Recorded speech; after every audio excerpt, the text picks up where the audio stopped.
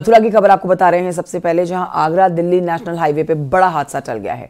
गोवर्धन चौराहे के समीप अनियंत्रित होकर पलटा है गैस कैप्सूल टैंकर। पानीपत से खाली करके मथुरा रिफाइनरी आ रहा था कैप्सूल टैंकर। प्रोपलीन गैस का बताया गया है गैस कैप्सूल टैंकर। सूचना पर इलाके में पुलिस और रिफाइनरी के कर्मचारी मौके पर पहुंचे। थाना कोतवाली इलाके के जैन मंदिर के सामने ये घटना हुई है, जहां की तस्वीरें भी आपको दिखा रहे हैं।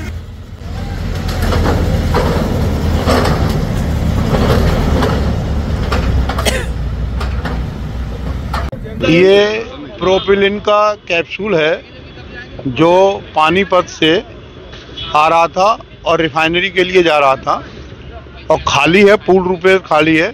इसके पलटने की सूचना फायर स्टेशन को प्राप्त हुई।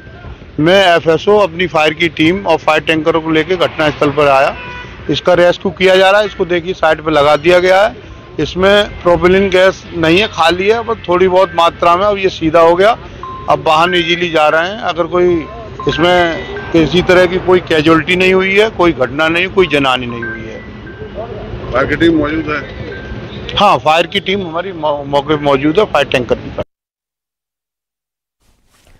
और आइए अब आपको बताते हैं मुख्यमंत्री योगी आदित्यनाथ के आज के दौरे के बारे में। मुख्यमंत्री योगी आज से 2 दिवसीय गोरखपुर के दौरे पर रहेंगे।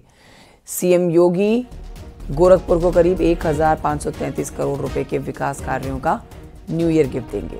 इसमें 1478 करोड़ 80,68,000 रुपए के विकास कार्यों का शिलान्यास होगा, जबकि 53 करोड़ 73,66,000 रुपए के विकास कार्यों का लोकार्पण होगा। चरगावा के जनता इंटर कॉलेज में दोपहर बाद कार्यक्रम होंगे।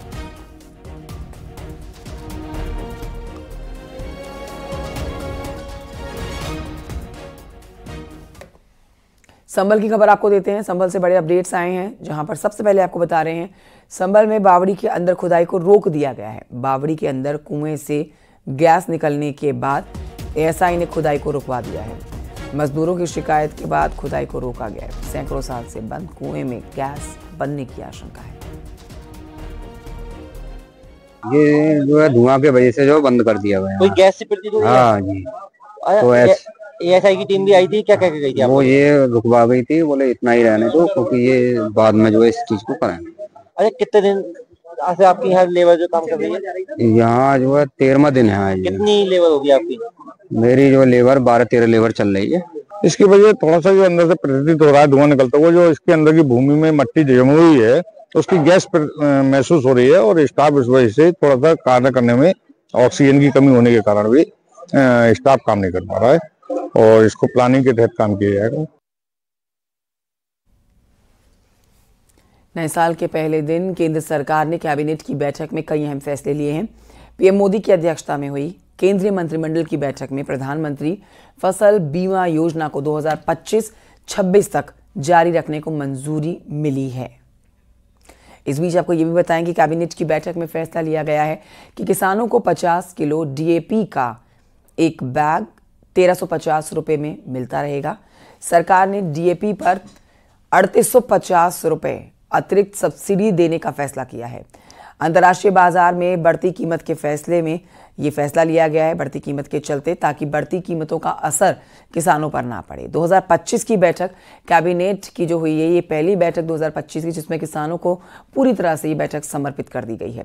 इस पहली बैठक में किसानों से संबंधित व्यापक चर्चा हुई है, जिसमें विभिन्न पहलुओं पर, कई बातों पर, कई मुद्दों पर चर्चा की गई। कई बिंदुओं को इस बैठक में शामिल किया गया।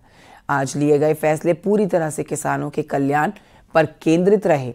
केंद्रीय इलेक्ट्रॉनिक और आईटी मिनिस्टर अश्विनी वैष्णव ने कहा है कि 2014 से पीएम मोदी जी ने सुनिश्चित किया है कि किसानों को बाजार के उतार चढ़ाव का खामियाजा ना उठाना पड़े। 2014 से 2024 तक उर्वरक सब्सिडी 11 लाख करोड़ .9 रुपए थी, जो कि 2004 और 2014 से दी गई सब्सिडी से 2 गुने से भी अधिक है।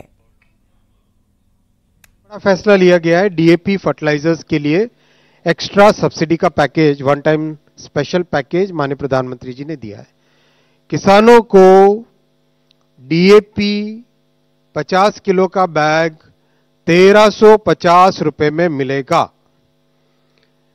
आज दुनिया में जितना भी जियो पॉलिटिकल टेंशंस के कारण, डिसरप्शंस के कारण, वॉर सिचुएशंस के कारण जो भी एक्स्ट्रा बर्डन है, वो एक्स्ट्रा बर्डन प्रधानमंत्री श्री नरेंद्र मोदी जी की सरकार बेयर करेगी। कई बार ऐसा होता है कि जब फसल बोई होती है उस समय में गर्मी या सर्दी ज्यादा हो जाए तो उसकी पैदावार कम हो जाती है। तो एडवर्स क्लाइमेट कंडीशंस में भी इसका कवरेज है। फंडिंग पैटर्न नॉर्थ ईस्ट और हिमालयन स्टेट्स के लिए 90-10 है और बाकी सब स्टेट्स के लिए 50-50 है। प्रीमियम प्री डिफाइंड है जिससे कि कोई डिस्प्यूट नहीं हो, और रिमोट सेंसिंग और डिजिटल टेक्नोलॉजीज का बहुत इसमें यूज है। करीब 4 करोड़ किसानों को इस स्कीम में बेनिफिट मिल रहा है और करीब 39% of the gross cropped area in the country इसके कवरेज में आती है। और आइए आगे बढ़ते हैं, आपको बताते हैं मशहूर पंजाबी गायक दिलजीत दोसांझ ने प्रधानमंत्री नरेंद्र मोदी से साल के मौके पर मुलाकात की है। नए साल के ये मौके की मुलाकात काफ़ी खास रही। तस्वीरें भी आपको दिखा रहे हैं मुलाकात के दौरान की। इस दौरान पीएम मोदी ने दिलजीत की उपलब्धियों की जमकर सराहना की है। पीएम मोदी ने कहा है कि हिंदुस्तान के गाँव का लड़का जब दुनिया में नाम रोशन करता है तो अच्छा लगता है। आपके परिवार ने आपका नाम दिलजीत रखा तो आप लोगों को जीतते ही जाते हो। इसके बाद दिलजीत ने कहा है कि किताबों में पढ़ते थे कि मेरा भारत महान, लेकिन जब मैं भारत घूमा तो मुझे पता चला कि ये बात क्यों कही जाती है। उन्होंने पीएम मोदी की तारीफ की, साथ ही पीएम मोदी को पंजाबी में गाना भी गाकर सुनाया। इस दौरान पीएम मोदी पास में पड़ी मेज को तबले की तरह बजाते हुए नजर आए थे। पीएम मोदी ने अपने इंस्टाग्राम अकाउंट पर इस मुलाकात का वीडियो भी शेयर किया है। उन्होंने लिखा, बहुत ही यादगार बातचीत। दोसांझ ने भी अपने इंस्टाग्राम पर साझा की है। उन्होंने लिखा, 2025 की शानदार शुरुआत, संगीत समेत कई चीज़ों पर बात की गई।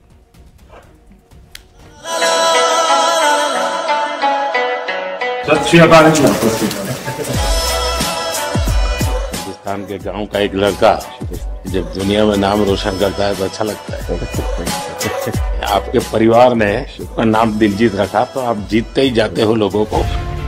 हम पढ़ते थे कि मेरा भारत महान, जब मैं भारत घूमा ना जी पूरा तो मेरे को पता चला ये क्यों कहते हैं मेरा भारत महान। सचमुच में भारत की विशालता एक अपना शक्ति है। हम लोग एक वाइब्रेंट सोसाइटी है। भारत में सबसे बड़ा कोई जादू जिसको कह लो तो वो योग है। और जिसने योगा को अनुभव किया है वो उसकी ताकत जानता है। हाँ जी, मैंने आपका इंटरव्यू देखा था सर अभी हाल ही में। हमारे लिए आप प्रधानमंत्री एक बहुत बड़ा पद है, तो हम शायद एक जो उसके पीछे एक माँ और बेटा और इंसान है वो कई बार वो भूल जाता है, क्योंकि एक औहदा बहुत बड़ा है। जब आप अपने माँ को लेके और गंगा मैया को लेके वो दिल भरा वो टच होता था। एक्चुअली ये दिल से बात निकली है तभी दिल तक गई। ओ कहंदे किथे है तेरा रब दिसदा ही नहीं, मैं कहा अखां बंद कर ध्यान तर महसूस कर, गुरु नानक ता अंग संग है तू ही बस गैर हाजिर है, गुरु नानक गुरु नानक गुरु नानक।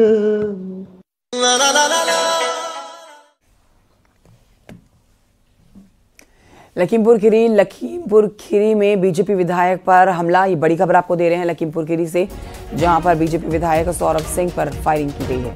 पत्नी के साथ नाइट वॉक पर थे विधायक साहब। अज्ञात लड़के फायरिंग करके फरार हो गए हैं। मौके पर फायरिंग करके फरार हुए अज्ञात लड़कों के बारे में पता चला है कि शराब पीने का विरोध करने पर फायरिंग की गई है। फायरिंग में बाल बाल बच गए विधायक सौरभ सिंह। विधायक निवास के पास शराब पी रहे थे लड़के, जिन्हें शराब पीने से रोका गया।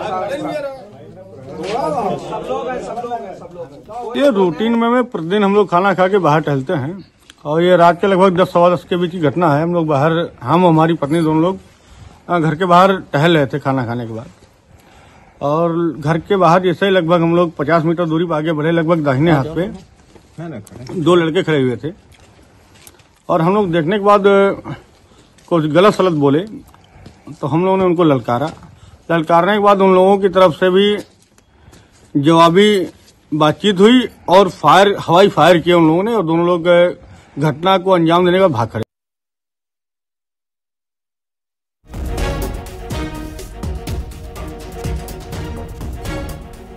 देखिए ये तस्वीरें आपको दिखा रहे हैं। यहाँ पर लखीमपुर खीरी में जब शराब पीने से रोका गया लड़कों को, तो उन्होंने बीजेपी के विधायक पर हमला कर दिया। बीजेपी के विधायक सौरभ सिंह के ऊपर फायरिंग की गई है। रात के समय पर वो अपनी पत्नी के साथ वॉक कर रहे थे और जो अज्ञात लड़के वहाँ पहुँचे वो वही लड़के थे जिनको शराब पीने से जब मना किया गया तो उन्होंने अपना गुस्सा दिखाते हुए विधायक पर फायरिंग कर दी। बाल बच गए यहाँ पर विधायक सौरभ, गोली उनको छू कर निकल गई है।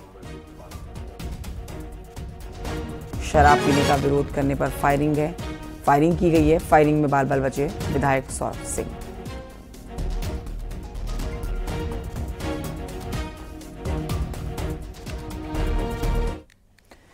महाकुंभ की अब बात करेंगे। महाकुंभ को लेकर सोशल मीडिया पर नसर पठान की आईडी से बम से उड़ाने की डिप्टी सीएम केशव प्रसाद मौर्य का बयान सामने आया है। उन्होंने कहा है कि यूपी पुलिस पर भरोसा रखिए। बम से धमाका करने की जो धमकी दी गई है महाकुंभ 2025 में, उस पर डिप्टी सीएम केशव प्रसाद मौर्य साफ कहते हैं कि चाक चौबंद सुरक्षा व्यवस्था के बीच में परिंदा भी पर नहीं मार सकता है, तो ऐसे में घबराने की जरूरत नहीं है। पुलिस पर भरोसा रखिए। उत्तर प्रदेश की पुलिस पर भरोसा रखिए, डबल इंजन सरकार पर भरोसा रखिए। प्रयागराज का कुंभ सुरक्षित भी होगा, सफल भी होगा और कुशलतापूर्वक संपन्न भी होगा। जो गलत मंशा रख करके कुंभ की ओर आने की कोशिश करेगा, प्रयागराज की जो पुलिस है जल थल नभ हर प्रकार से व्यवस्थित है और उनकी मंशा कभी पूरी नहीं होगी जो कुंभ मेले को लेकर के कोई गलत सोच रखने का काम करे। अगली खबर पीलीभीत से, जहां पर नगरिया गांव में रोड को कब्जा मुक्त कराया गया है। शिकायत मिलने पर तहसीलदार ने अपने पहले मौके का मुआयना किया और इसके बाद तहसील प्रशासन की टीम और स्थानीय पुलिस ने कब्जे को हटवाया। अमरिया तहसील क्षेत्र के सौंगवा में कार्रवाई हुई है।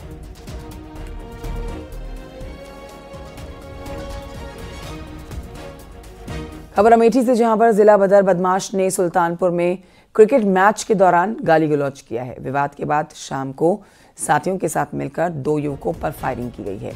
हालांकि दोनों बाल बच गए युवक। पूरा मामला हलियापुर थाना क्षेत्र का है।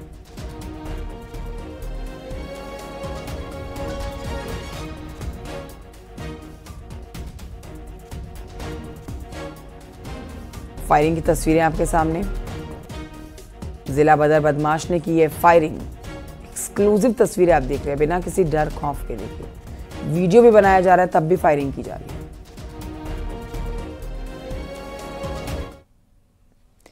नए साल पर अयोध्या में श्रद्धालुओं का सैलाब उमड़ा।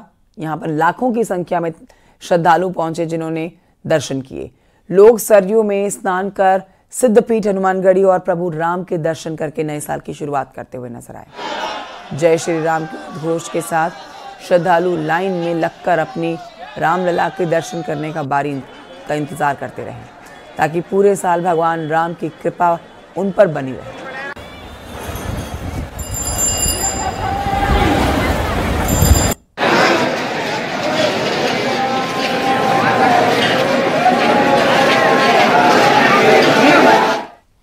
महोबा में पुलिस टीम पर हमला करने वाले 4 बदमाशों को पुलिस ने गिरफ्तार कर लिया है। पुलिस ने पकड़े गए बदमाशों के पास से 2 अवैध तमंचे, 6 कारतूस और 4 मोबाइल और बाइक बरामद कर ली है। वहीं इन आरोपियों पर कई मुकदमे पहले से ही दर्ज हैं। फिलहाल पुलिस ने आरोपियों को जेल भेज दिया है और मामले की जांच की जा रही है। उक्त सूचना पर प्रभारी निरीक्षक कुलपाड़ अपनी टीम के साथ मौके पर पहुंचे, जहां पहले से खड़े संदिग्धों ने पुलिस को देख करके फायर झोंक दिया। पुलिस ने अपने को बचाते हुए चारों ही अभियुक्तों को हिरासत में लिया। उनके पास तलाशी के दौरान 1 मोटरसाइकिल, 2 अवैध तमंचा, 6 जिंदा कारतूस, 1 खोखा, 4 मोबाइल फोन और कुछ नगद रुपए बरामद हुए हैं। फतेहपुर से खबर, जहां पर पुलिस और बदमाशों के बीच में मुठभेड़ हो गई है, जहां एक बदमाश के पैर में गोली भी लगी है। अंधेरे का फायदा उठाकर उसका दूसरा साथी मौके से फरार हो गया है। आरोपियों के कब्जे से चोरी के कई सामान बरामद किए गए हैं, जिनमें जेवरात हैं, तमंचा, कारतूस और बाइक भी बरामद की गई है। ये पूरा मामला जहानाबाद थाना के CHC मोड़ का बताया जा रहा है।